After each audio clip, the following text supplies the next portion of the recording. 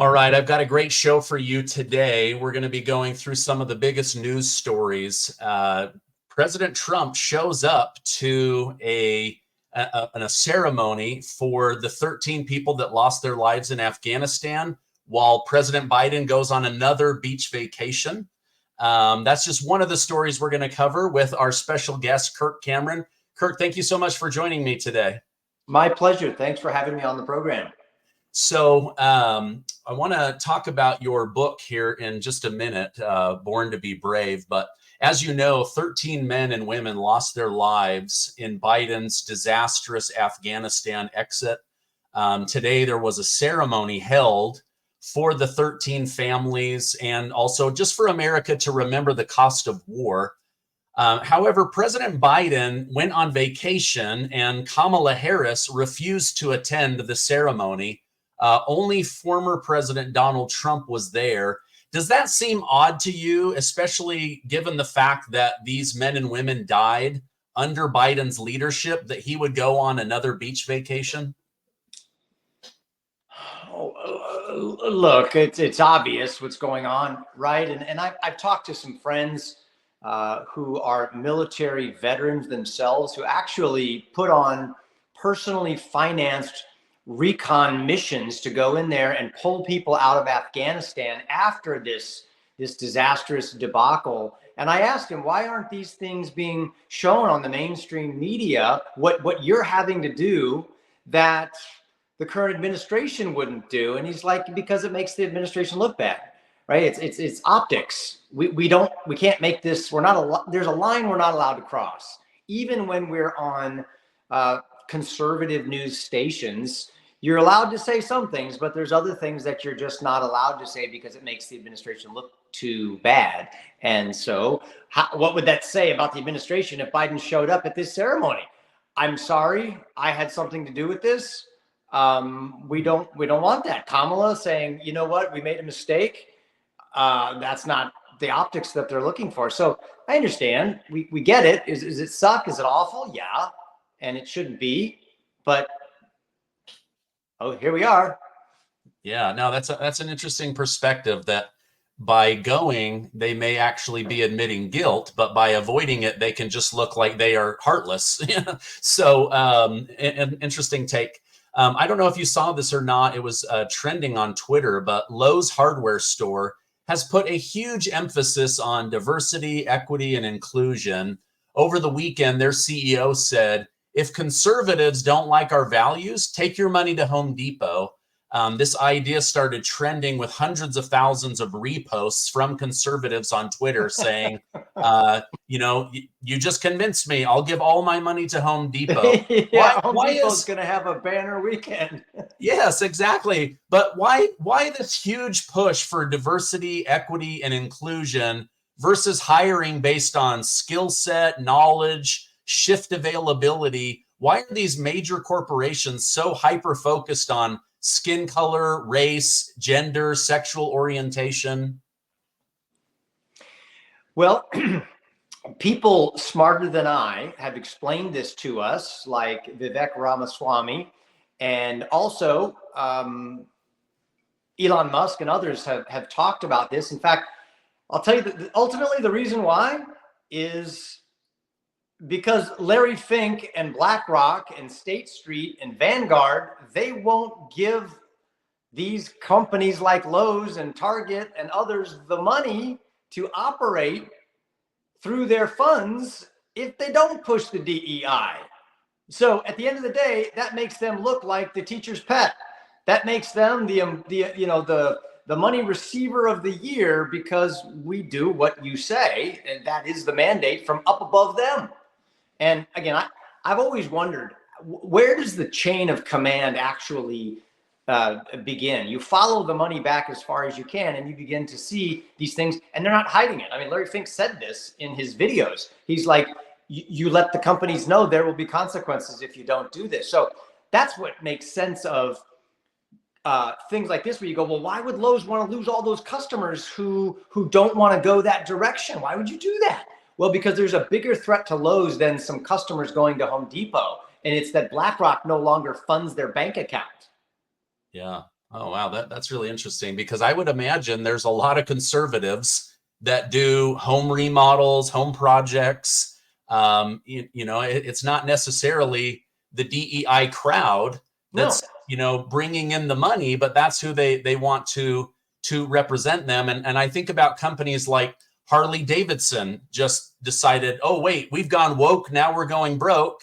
Coca-Cola, you've got Disney, 13 films in a row that flopped as they continue to push transgender ideology, LGBTQ, 2SA plus ideology down our throats. Like there's got to be something to this go woke, go broke, right? It's not just like a clever catchphrase.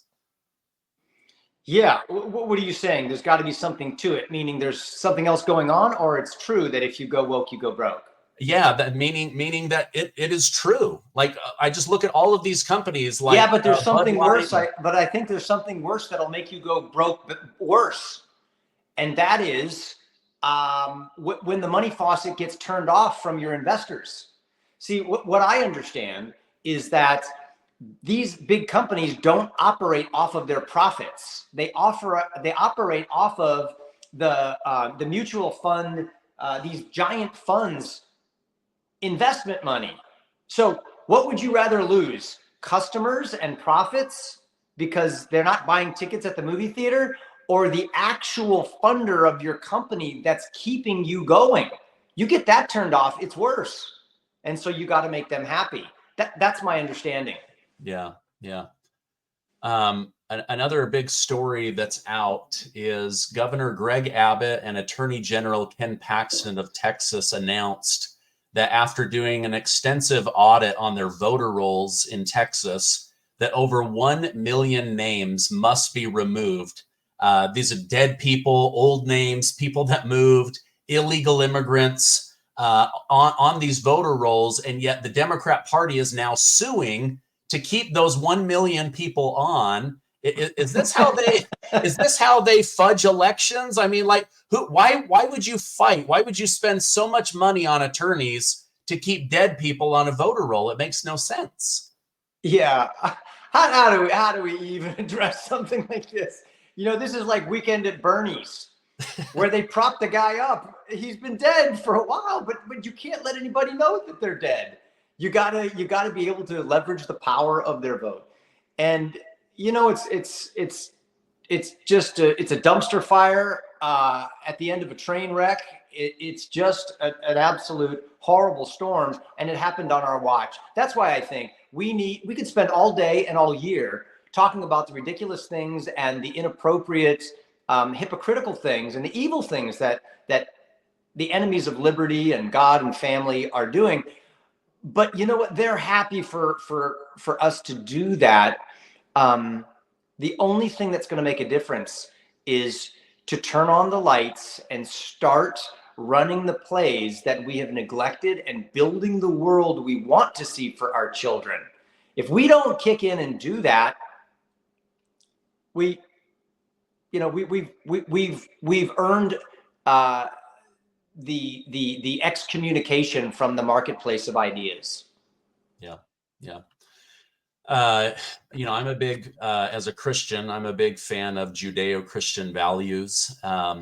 You said in a podcast that the American dream needs faith to flourish. What do you mean by that? Help me understand. I feel like that could be unpacked. Yeah, the whole concept. Well, I'm not a political scientist or a pastor or a historian or a politician. So I'm a guy who cares about this country and about the future for my kids and my granddaughter. Just became a grandpa last week, by the way. Oh, congrats. Thank you. But even a junior student of American civics understands that the form of government we have in America is very unique in the world. It's always kings and queens and shoguns and samurais and emperors and dictators and oligarchies that have run the world through their laws. Well, America is totally different than that. We came over here as pilgrims and as the founding fathers and mothers and said, wait a second, there's another way to do this. There's this book that we now have that's been printed through the printing press called the Bible. And there's an ancient Hebrew republic that's going to inspire us to do things differently, where we're not going to have a king. We're actually going to govern ourselves. Well, how do we do that? Well, the only way to govern yourself is to throw yourself upon the kindness and mercy of God, and then he will transform your selfishness into selflessness, and you start loving your neighbor and considering them more important than yourself. Well, that's a crazy concept to actually bank on that. But that's why we have so much freedom, is because the founders understood that if people love and fear God and they're willing to govern themselves and do what's right because they believe God is watching and they're going to have to give an account for their actions, that we don't need to have a giant government institution that pounds its fist and makes its rules and forces everyone to live a certain way. Without faith, that system falls apart. And all of our founders said it. The signers of the Declaration and the Constitution all said that. In fact, one of my favorites is Noah Webster, who gave us Webster's Dictionary, a founding father of American education. Noah Webster wrote the Blueback Spellers, educated generations of children in America. He said this. He said, every form of government is based on some religion or philosophy of life. He said, in America, that foundational religion was Christianity. And he said, it was sown into their hearts for centuries through the home and the school, public and private. And our opportunities, our success, and our freedom is the result of a biblical way of life. He said, the continuation of our freedom and prosperity is dependent upon teaching our youth the principles of Christianity. You see, and that's true in any country. If you're a Marxist society, you're building that on atheistic philosophy. If you're an Islamic society, you're building that on the principles of Muhammad and the Quran.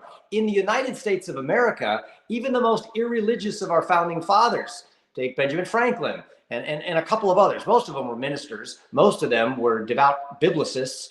They said it's Christianity in the air and in the water that allows us to have this form of government that provides so much freedom economically, politically, educationally, and spiritually, that it doesn't work without faith.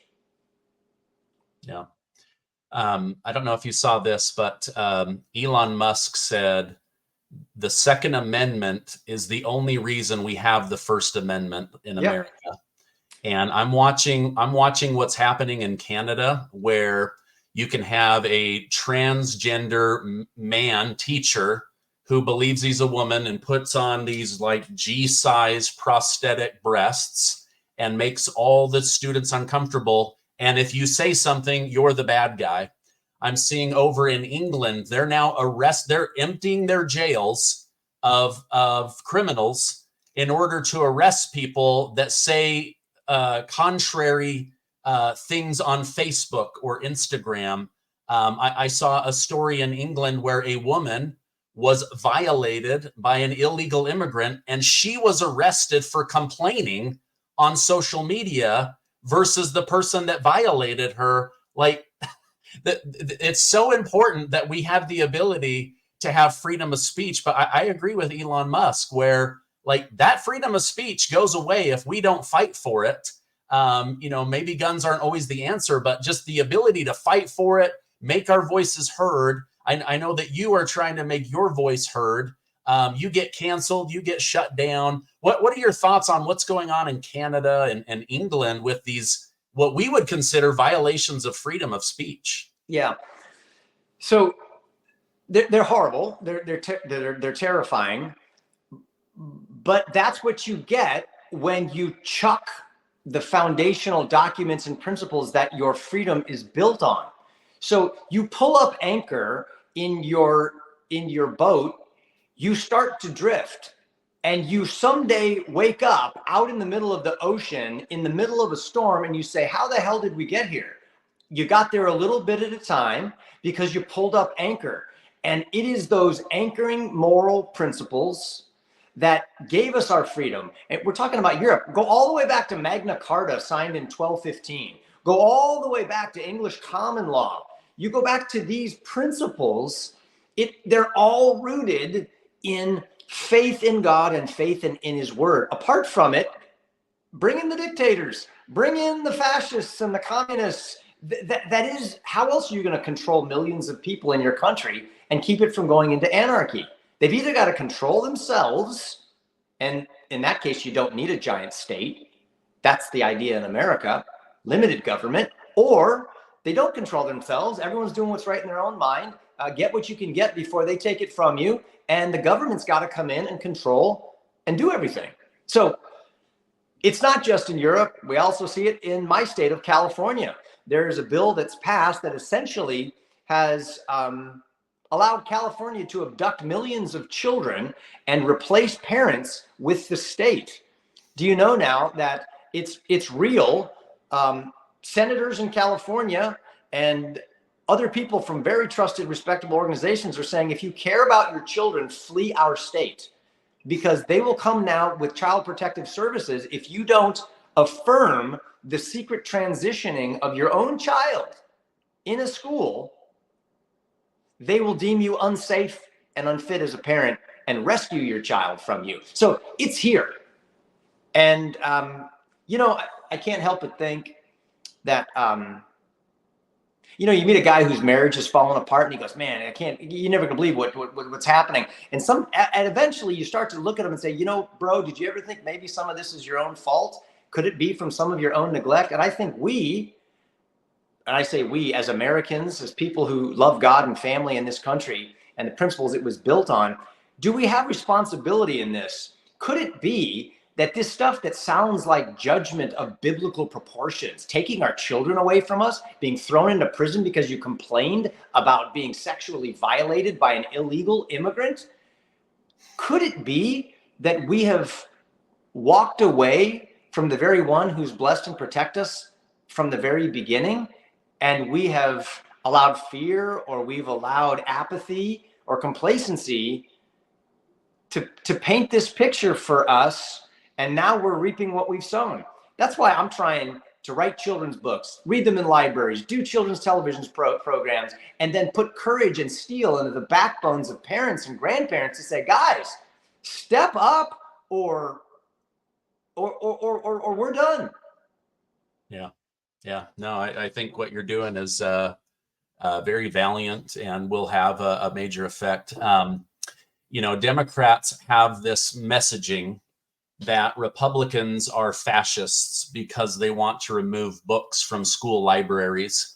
However, from everything I'm reading, the books that they're taking out mostly involve very adult sexual themes, in how-to instructions on sexual activity, gender confusion, which tends to fuel more confusion, versus saying, hey, you're probably going through a stage, or maybe you're a tomboy or a tomgirl. No need to panic and cut off your genitals. Like, why are they trying to push this kind of propaganda on our children? Is it really just that this is a great way to separate them from their parents, from any religious upbringing they had?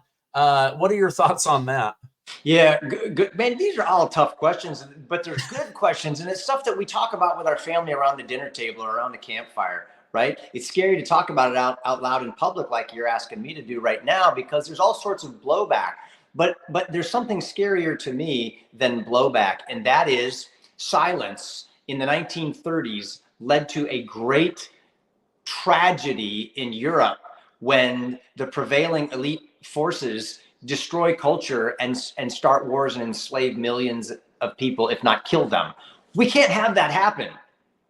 But it is the way of the world. It's the law of the jungle and survival of the fittest. And so that's why I want to get back to the laws of heaven and civilize this place again for even more freedom. I'm sorry, I went on a little rabbit hole rant there. What was the nature of your question again? So basically, why are they fighting so hard to keep these trashy books, in my opinion, in the library system in order to confuse and corrupt children? So I think the thoughts that come to my mind are that there's those who are not they don't think they're fighting for trashy books. They think they're fighting for reproductive rights or children's safety in letting them cut off their genitals without their parents knowing about it. They think they're being compassionate by allowing people to come in from other countries illegally and then give them free stuff if they just vote for one particular party. They think all that is the moral high road. It's the most compassionate way to live. Some people actually have been duped into thinking that that's what's going on. But then there's those who are in the know, who actually recognize these are the muhahaha people who are laughing in the back behind the curtain, who understand that division is the precursor to conquest, right? You divide and then you conquer. Jesus himself said, a house divided against itself cannot stand. And so they're all about division. Divide children from their parents, divide people over religion, divide them over Trump versus Kamala, divide them over vaccinated versus unvaccinated, divide them over Christian and faith versus secularism with things like separation of church and state. If we can get everybody fighting, they'll take each other out, and then there'll just be sort of one or two factions left, and then they're easy to control because we control, their food, we control their education, their healthcare, we control their cars and everything else. So these are just things that have happened in history a long, long time ago. Read Saul Alinsky's Rules for Radicals, read the Humanist Manifesto, check out Horace Mann and John Dewey and the public school systems. And you realize, holy cow, we're living out 1984. A brave new world is upon us. This is not conspiracy. This is just us not reading the playbook and recognizing that it's just happening in front of our eyes. Yeah. You mentioned the word brave. Tell me about Born to be Brave. This is your book. The subtitle is How to Be a Part of America's Spiritual Comeback. Why did you write this book? What are we going to learn by buying and reading it? Here's my elevator pitch for a book. And by the way, I'm not an author. I'm an actor. I like to make documentaries and make children's TV shows. But I wrote this book because I felt I needed to. So many people that I meet are just, they're in a panic at what's going on culturally in our country, and they're fearful for our children's future. And I say, what if the current cultural setback is really a divine setup for a spiritual comeback led by the family of faith? Throughout history, revivals and great awakenings, the best comeback stories of nations, have always come during times of spiritual apathy, moral decline, political corruption, and economic collapse. Hey, does any of this sound familiar in America right now? This could be teed up for the family of faith's finest hour. Many people within the believing community of faith are feeling helpless and even think there's nothing they can do to turn it around, that things must inevitably get worse because of their end times theology. And I completely reject that notion. I think it's misplaced. I think that we have been given a birthright of courage, and if we lean into that bravery, we can realign the nation with Christian values that lead to the flourishing of every kind of person, Christian or not. In my book, Born to be Brave, I want people to understand a few things. One, the opposition is not too much for us to overcome, and that the culture is actually ours to create and mold. That is our mission, to build the world for our future generations.